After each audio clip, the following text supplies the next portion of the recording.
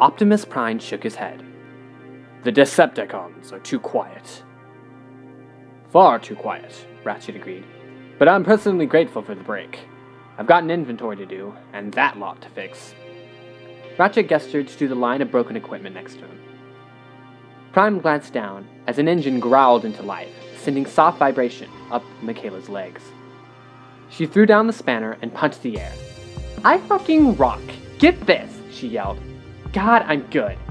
Ratchet nodded approvingly. Good work, he said, as she revved the bike for the glorious sound of it. She sat on it and revved it some more, running her fingers down the tubes and pipes, and was visibly enjoying the sensation. Isn't he a beauty? She crowed, scooting back and putting her ear to the seat. Oh, yes, yes, yes! Ratchet, can I keep this bike? You have no idea how much I've wanted one of these. Well, I suppose so, Ratchet said. It was gonna be a scrap if you couldn't fix it in... Anyways, we have enough to be going along with. Makaela sighed with delight. She pressed her hips into it, not just because she liked the leather seat or the sound it made, but because of what the kickstart vibration did there. Oh, that is so wrong, she thought. But, when needs must, it wasn't like Sam was going to be very forthcoming anyways, so she might as well just enjoy herself. Makaela swallowed down a lump of sadness, stomping on her thoughts of Sam. She couldn't deal with him right now. Maybe not at all. I'm taking this baby out right now, she purred. Jumping off to grab her helmet, she fastened it on and taxied the growling bike to the doors. Then she pulled her legs up, and accelerated into the airstrip outside. Prime and Ratchet ducked the corrugated door and watched as she rode up, then down, then poured the speed onto 110 and yelled with delight as she performed a perfect wheelie. The light from Prime's blue optics shone dully on his metal cheeks, as glowing optics tracked her movement with barely concealed interest. It was a good thing he was significantly taller than Ratchet. Prime was very aware of the Metalbot standing right next to me. The sun glinted off his metal body, heating him up, and he smelled like old oil and burned out transistors and a unique smell of his component parts. It made Prime want him badly. If Ratchet knew it. He had no clue on his face, though. But he did note that the pheromones that whipped on by the wind were not at all coming from the human. Ratchet? Prime said quietly. Do you smell that? Do you think she's... I absolutely do, Ratchet said, his nose flaring. In fact, I know it.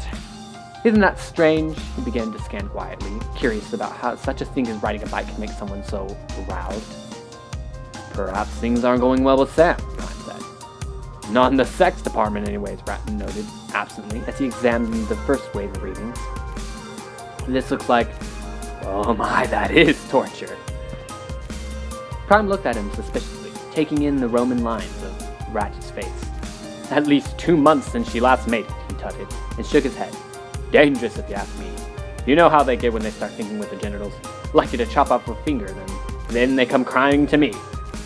Well, she looks like she's driving with them. Never mind thinking, Prime smirked. Ratchet gave him a look that he said that he knew exactly what Prime was thinking about right now. Prime pretended that the peeping gaze didn't unnerve him. You like it, Ratchet said. Maybe, said Prime. He kept his face turned away. Ratchet knew why. Prime was a bad liar without his battle mask. Oh my gosh, Ratchet said suddenly, sniffing the air. Prime, she just... Prime nodded. The smell of her climax was doing funny things to him too. He wished that he had time to drag Ratchet inside, but there was too much risk of a wheeljack or hoist walking in. Do they make those things in my size? Prime said, a smile on his face that masked the thought of his processes beneath. Later. Makaela parked the new bike outside of her flat and patted it with a secret smile before returning to give a long, slow shower, and probably a little bit of fun depending on whether or not she could weasel out of seeing Sam or not. She had barely gotten her new clothes off when she heard the idling engines of something big nearby. She listened, thinking dirtily about that engine and that huge would have given some serious kick before she snorted out her own perversions and stripped her tank top off. She started the shower and put one foot in, and the radio in the bedroom flared to life. Makaela, are you in there? She froze. What the hell did he want at this time of night? Optimus? She poked her head out around the door, almost afraid that he would see her naked. She realized that she was what she was doing and sighed at her own stupidity. He was just the radio communications. Then how come he can hear me too? She grabbed a towel. Would you come down? I'd like to talk to you. Makaela pulled her foot out of the warmth reluctantly. All right, she said, thinking of what Optimus wanted to see her about. Obviously, it had to be important. Just give me a second to get dressed. She slid into the warm night, and wondering if she was going to be able to find him in the dark, but light suddenly blasted through the fir trees. She winced, shielding her eyes, and approached the idling pepperblit. Climb on it, he rumbled, and the door swung open. Makaela did so, shutting the door behind her, looking around the rather bare compartment. Clean, natural metal, and an air freshener in the shape of an apple. She bounced in the seat a little. It was leather, and it was big enough for the two of her. Comfy as hell. He moved off. Where are we going? She asked, snapping the belt buckle home. I thought we could talk in private, he said, rather cryptically. Makaela shrugged. All right, she said, as he turned into the road off the base and began to pick up speed. The radio flared into life, then dulled quickly into a manageable volume. She was amused to hear some kind of college rock, but she said nothing as he drove. His gears shift smooth, revs even, and delicious. This was a good seat. You could really feel the engine from it. She liked that. She liked the feel of bumps and curves in the road. Glancing up, she realized the stars became clearer the further you went away from the floodlit base. Wow, she breathed. I don't think I've been out here yet. I like this road, he rumbled, and the sound of it within the cab sent little shivers into her hips. I come this way a lot. She wriggled a little bit. Just a little bit. There was something about his word choice and the way he growled along, the soft vibration that came through the seat, the warmth that seemed to be growing inside of her pussy that just made her feel, oh God, she thought. No. Think of something cold. Here's Optimus Prime taking me for a drive, and I'm getting horny inside of him. Oh, that's so wrong. She opened a window and gazed up as the cold air blasted into her face. It didn't do much to keep her ass cool, but it did stop her blushing as she growled up a long bank, and finally pulled to a stop on a cliff where the view of the land and stars was just utterly spectacular. She slid out of the cab and looked up and breathed. Jesus, Mary, and Joseph, that's incredible! The stars formed a milky band across the sky, so beautiful, so numerous.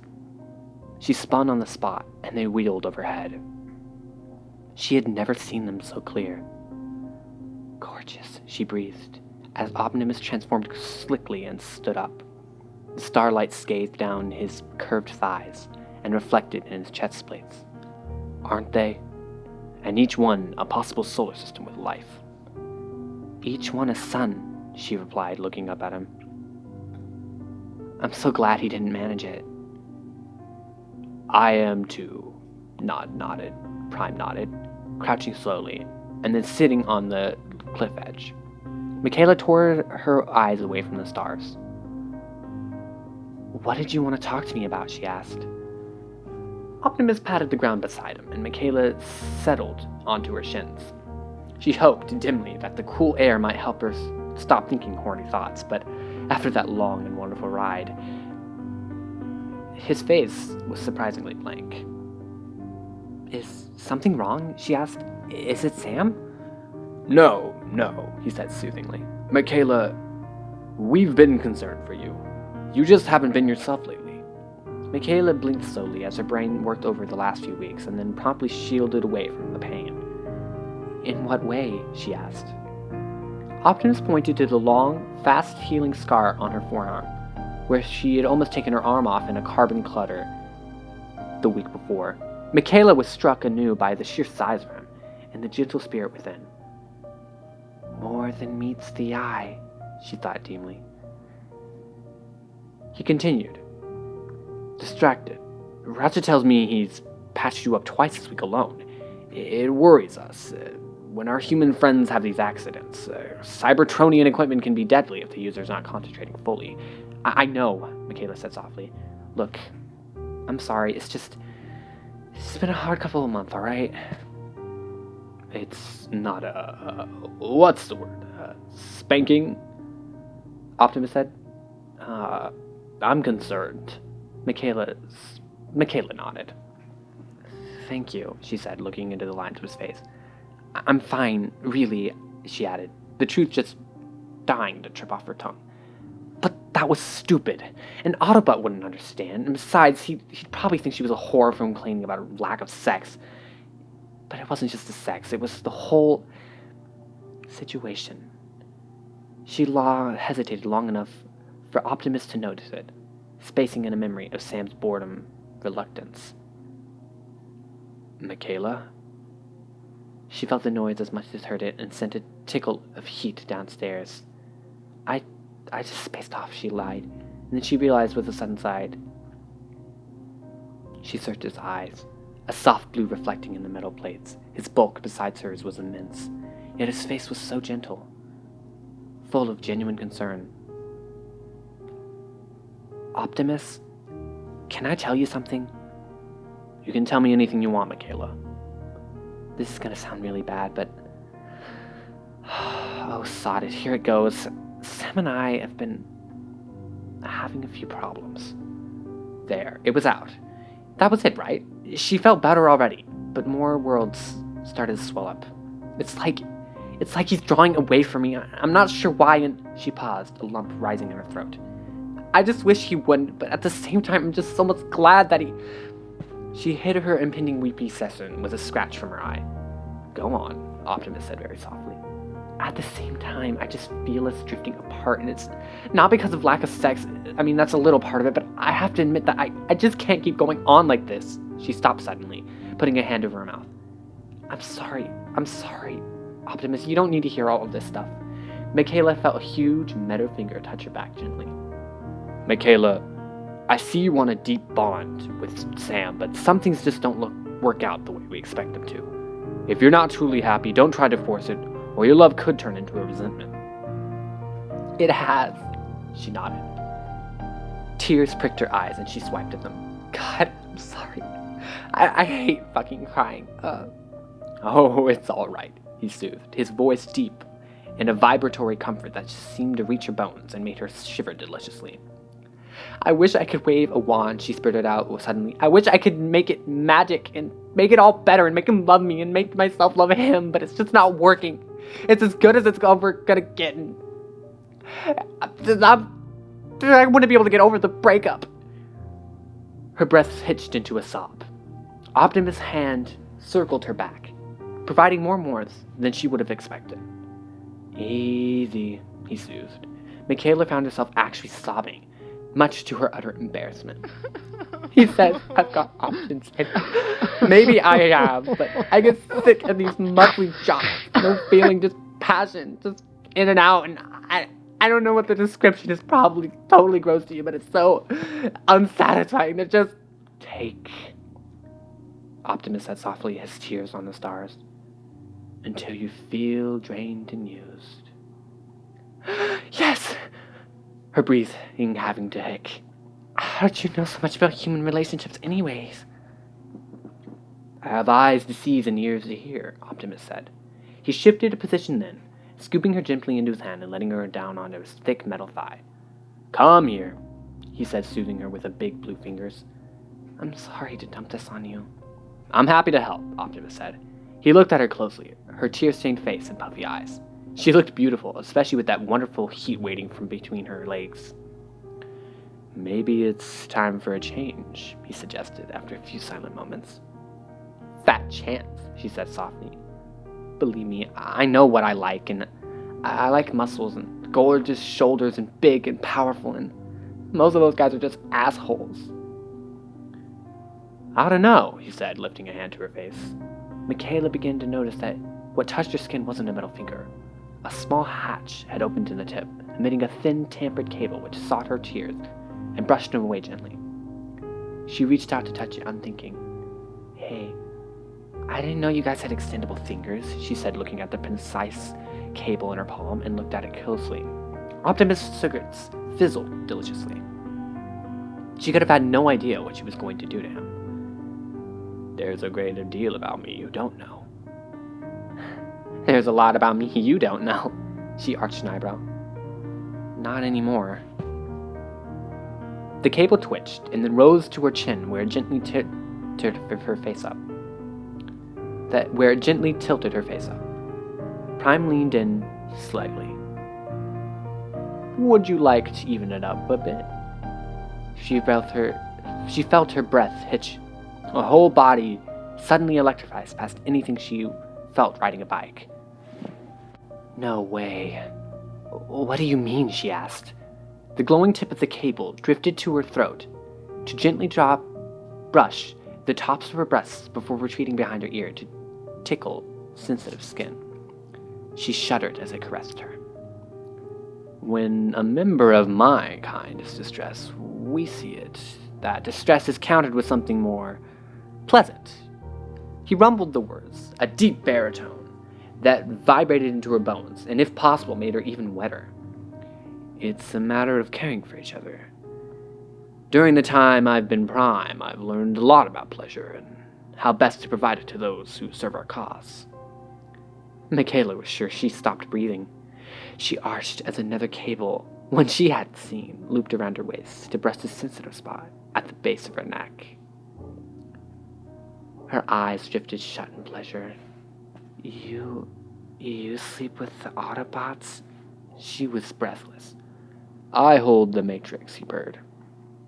I have the ability to heal, and pleasure can be very healing. Makaela's eyes popped open as the air electrified. She stared. For long seconds, he actually believed that the beautiful, gorgeous male in front of her was some intruder that had randomly stepped in on what this was a forbidden little love trust. Before she realized that his blue eyes had a faint glow to them, and that his expression of calm but eager delight matched the one on her face. He was built the same, moved the same, his triangular body trim and strong, and clad in tight jeans and a shirt. The sleeves rolled up over thick, muscly forearms, and that alone was enough to make her moan softly. She was totally turned on. Makaela's heart did a little flip when the hologram smiled. It was pure seduction, a grin that came with diagrams, and she knew exactly that he was no stranger to this game. She didn't move away when he crept closer, and there was a moment when his hand touched her shoulder, and the frisson of fear went up to her spine. I would never hurt you, Makaela, he said softly. His hands drifted up her back, leaving heat trails on her skin that worked into her hair with all the easy confidence of the cat who knew what the cream was, but was patient enough to wait until it released. Makaela reached for him and found warm skin, underlaid with muscle. But you're not real, she breathed as his thumb caressed the sensitive spot behind her ear. I'm as much me in this form as my metal one. This body is made of light controlled by my processors. Light is vibration. Density, then, is just a matter of controlling vibration. I can feel you, as well as you can feel me. What did you say? All right, she barely whispered. Beautiful. The spoken word barely left his lips before he met hers in a surprisingly hot and passionate kiss that, quite frankly, put all the previous kisses she's ever had to shame. Not that there was much in the way of such competition, she thought, but it struck her as odd that the deliberation was probably the only thing keeping her from losing herself completely into his hands. She was aware of being gently folded in warmth that she wasn't sure came entirely from the hologram, and promptly where and why Ford disappeared in the sensation of lips and tongue, hands. Was that cables? They stuck out of his robotic body with the same hiss of moving panels and snaked, prehensible and eager to brush her calves under the jeans. They crept around her waist, up her back, and maybe she thought it was a little weird, but only if she could think. So hot and so wet. His tongue twining with hers, his hands strong and steady, and somehow promised, however wordless, that the slightest fear or doubt of all of this would not stop. That it was just for pleasure and pleasure only. He managed to convey with easy press of his holographic body that he was just enjoying it as much as she was. She remembered how to move and touch the false skin, warmed, dusted with hair, firm like flesh. He felt so real. She let out a shaky breath as he nibbled down her neck and bit the skin gently at the base, while the cables played. Oh, those glorious cables, toying with her ass, gliding behind her breasts, stroking her over her ribs, and somehow never actually touching her where she wanted. Optimus! It came out choked. She squirmed, the heat glowing like an impending cascade between her legs, arouser overtaking her logic. Logic said Sam would be pissed, but Sam had no right to be. She could fuck whoever she liked, and she could... Prime made a sound of enjoyment, both of his human hands on her neck and face. Your height rate skipped. There was a little concern in there. Uh-huh, she nodded absently, and then pulled him down fiercely. I don't care, she thought, and she kissed him deeply, tasting metal and something deeper. Was that apple pie? Was that manufactured for her pleasure, or was she... She shuddered as a soft, warm cable buzzed her nipple and pebbled it instantly. She gripped him hard. Her reaction provoked an equal. Prime gave a low growl, eager, even a little dangerous, and lifted her easily, just too easily, to wrap her legs around his hips. Arms and cables pressed him together firmly. The heat of him burned through her jeans and made her moan. You feel so soft, he breathed, lips swollen and inches off hers. Makaela nodded mutely, his broad shoulders delicious under her grip. You can't know how long I've wanted to do this. Optimus. The word tore out of her as he slid his hands up her shirt and squeezed her breast. His hands were rough, she thought. Rough and strong, but it was enough to make her arc helplessly. Yes. Optimus hissed. Say that again. Makaela felt a very dirty smile grow up on her lips. She put her lips by his ear and whispered his name, and then again, as he slid a hand down to grab her ass. Optimus, she crooned, injecting the word with all of the feeling she could. Optimus, I want you to fuck me. I was to feel your big, hard cock. The answer, growl, echoed through her bones. His hands stripping her belt away deftly, and suddenly she felt herself being lifted. Prime's eyes were full of lust as the cables bore her weight up to remove her clothes, and then lowered her with surprisingly control to kneel her over his lap. Hands warmed her skin where the air had chilled her. The contrast made her gasp. Who knew that talking dirty could get a mechanical man so horny? She whimpered softly when his clothes disappeared completely. 1 second there, the next gone, leaving firm, well-muscled flesh that spoke of a lifetime of fighting. Makaela's heart flipped at the gentle but insistent need in his eyes. She found herself staring, hands moving out without interference from her brain to touch him. She stroked and squeezed, took his hock in her hand, and rubbed the leaking Prime gasped, his hands tightened her in response. Then with surprising strength pushed him backwards until his legs were under his butt, and he was leaning on his hands. Before he could say a word, she reversed, dived, and took her cock into her mouth. Nerves fired that hadn't woken up for months, and she wondered how she'd ever gone a week without this taste, this delicious, musky smell, this glorious feeling. Optimus hissed, tangled a hand in her hair as she sucked deftly, winding her tongue around the tip, and then making him right back into the back of her throat. She heard him moan, something desperately Cybertronian. The tension quivered in his thighs as he struggled not to thrust it right into her mouth. Yes, she thought. Mr. Iron Control. Mr. Always Feel Calm. I'm gonna make you lose it. She sucked gently on the head, and then pushed her tongue into the slimy slit, tasting salty pre-cum, as she gripped his thighs and moaned her enjoyment. Prime hissed, hands tangled in her hair. Makaela felt something touch her backside, then slid gently into the cheeks of her ass. The cables. They stroked the soaking, pulsing lips, tickled her thighs, and squeezed the flesh around her clit so much, and didn't even do so without so much of a whisper of stimulation that would even make her come. She moaned, wriggled to get them closer, but the mech chuckled. He gasped and pulled her head up quickly. "I'll overload," he breathed. "I want this to last." Makaela gave his cock one last lick before he pulled her up and covered her mouth with his. He pushed her down gently, covering her body with heat and weight, while he nibbled and licked her neck. A glowing cable snaked close and brushed her thighs before sneaking over her breast to squeeze and fondle her and make her arch. "Optimus, please," she whined, bucking her lips in an attempt to make him get her inside her. Anything inside me." Prime leaned down to kiss her forcefully. The combination of tongue and heat and cables in the pressing of his body was expertly orchestrated to provide the least pleasure where she needed it and made her so desperate for more. "Optimus," she moaned, twining her hand in his hair. "You're such a fucking tease." "Yeah," he agreed, sucking her earlobe. One of those cables punched her nipple, and she cried out in delight. "Ah, I can feel how much you like it." For a second of iron control, the tip of his cock brushed against her soaking pussy before it was withdrawn. Makaela gripped him hard. "Do I detect a hint of desperation, lovely?" His voice was teasing, but she could hear the undertone of his need. He was drawing it out, teasing her, teasing himself. But he'd break soon. She dragged him down and kissed him with brushing force.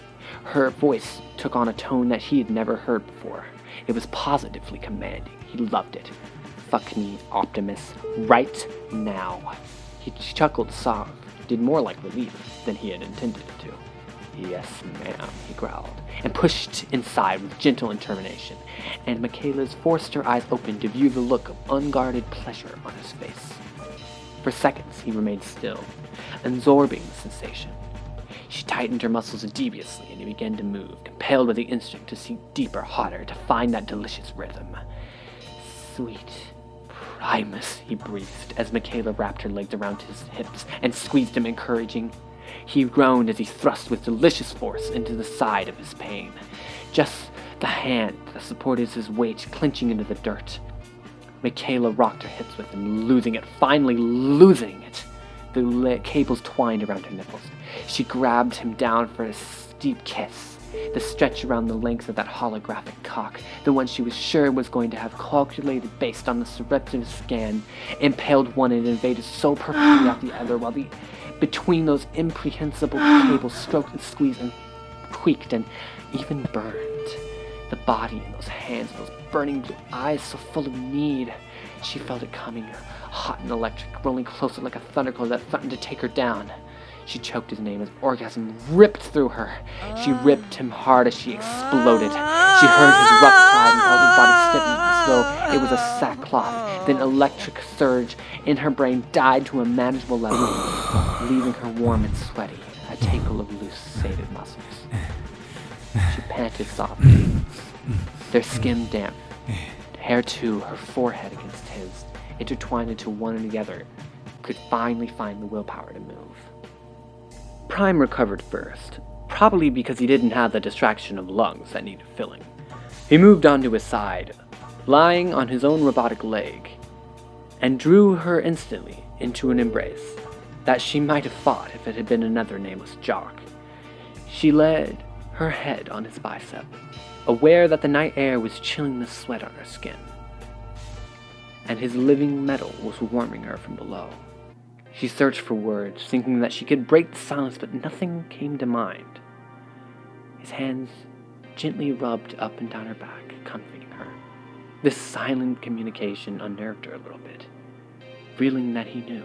He must have sensed it with those scanners, how much she needed that. They both had. "Optimus?" she asked. "Please tell me I didn't just fuck up a great friendship." Optimus leaned in and kissed her lips softly. "You didn't just fuck up a great friendship," he said. "If anything, you made it better."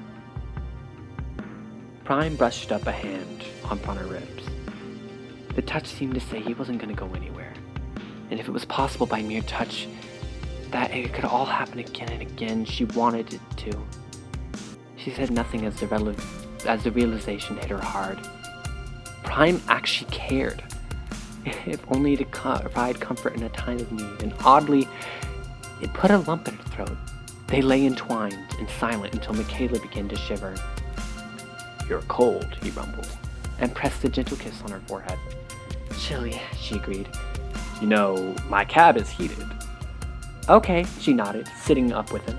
He gave her one last kiss, all the warmth and gentleness, and pulled away, and then he faded. Makaela wasn't sure if she was sad to lose the hollow or not. It had provided the means, but it was still just Optimus who had done the deed. Prime's metal body hissed and whirled softly as he stood, casting out a gorgeous blue glance down at her. His smile said he was working over something in his head. I suspected as much. He bent down to look at her. Makaela found herself blushing. What? She gathered her clothes in a bundle. Holographic eyes can't quite keep up. He smiled. You know something? You're lovely, Makaela. Now that she did blush, it was lost as Optimus folded easily into his truck form. The cab door opened, and Makaela threw her clothes on quickly, and then she climbed in. The heaters had already kicked in, and the door closed, and the temperature climbed. Optimus, she said softly, I have this horrible feeling that Sam would just throw a fit if he knew. Makaela could have sworn she sensed a smile from him. I can keep my secrets. I bet you can, Makaela smiled. Mind you, I've seen the way you looked at Ratchet. It made me wonder if you can lie. There was a heavy silence for a moment. Makaela began to wonder if she had made him angry with her cheek. Why would I lie? He asked finally. So I'm not wrong? You and Ratchet are, an item? Ratchet and I have an understanding. Neither of us is a bondmaid, and well, we both have needs. Makaela picked her words carefully. Do you want it to be more? And then there was another silence. And then, maybe. Makaela nodded. You know that whenever you go off to fight and he's left behind, he just frets, he gets all antsy and he won't relax until you're back. I think he cares for you a lot more deeply than he lets on. Maybe you should just tell him the truth. Prime sank into a quiet contemplation. I would dearly love to tell him, Makaela, but it would be extremely unwise. We aren't in a position to get serious, and it would be a distraction neither of us could be able to afford. Makaela cuddled into the street, her blood still buzzing. That's a shame, she said softly, realizing that she was really quite tired. Later. Turning up for work the next morning was an effort in self-control. While anybody able to tell, she washed her hair, clean clothes, different shoes. Would Ratchet be able to smell it on her? She drug straight into the truck. Gay Autobot love, she thought dimly. That's so sweet. She shoved the thought down quickly. Once she'd woken, she'd been able to figure out how two muscles would be able to fuck, and the more she thought about it, the more impossible it kind of seemed. Then she was faced with one of them and had to stop right now because otherwise he was going to decipher it off her face and she'd be really, really embarrassed. Morning, she grunted from inside the truck as Ratchet passed by. She didn't see his nostrils flare, or the look of suspicion that had crossed his optics. Stop thinking about it, she thought dimly. Hot damn, Prime was good in the sack. No, don't think about that. A little while later, somebody tapped her on the shoulder and she jumped, almost whacking her head on the engine block. She surfaced, top riding up against the metal. The man was smiling at her. His eyes were a shade between blue and green. He was holding a cup of coffee in his hands, which he offered her. Michaela's eyes narrowed. Ratchet? She asked, taking his lithe and muscular form. Not so stocky as Prime's, but undeniably sexy. Broad shoulders and a shoulder length with dark hair and a slicked back. His aquiline nose and his expressive eyes gave him a noble look. The medic arched a fine, dark eyebrow. Who else? He said, taking her hand and putting the coffee in it. He was smiling a little.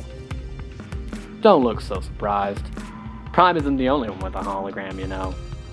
In that moment, Makaela realized that he knew everything. Everything! Had time told him? Her breath left her, and she stared at him with a mix of dread and embarrassment. How did you? She almost choked. Educated guess, and I know Prime, the filthy sack rat that he is. Does he do that with a lot of people? She felt compelled to ask. Nope, Ratchet said gently. He gave her a small smile. As far as I know, you're the first human. Makaela chose to file that far away now, along with the other things that she had stalked her this week. Along with all the other things that had shocked her this week. Ratchet didn't look upset. Jesus, she whispered. Ratchet, I'm really sorry. I didn't know the two of you were, you know. He held up a hand. Save it, he said. It's not unusual for a mech to interface with his prime, and Optimus and I have an understanding in that direction, and everyone has needs. So you're not mad at me? Nope, he said gently. He seemed to reconsider. Well, maybe on one count. Makaela's breath hissed. She wasn't sure she wanted to hear this, but she had to ask. The medic winked. Actually winked. He felt her belly twist and heat up. Good God, she thought. I'm getting a thing for metal men. You didn't take video. He laughed at her expression, and he walked away to rejoin his metal form. Makaela watched him go with a look of abject horror on her face.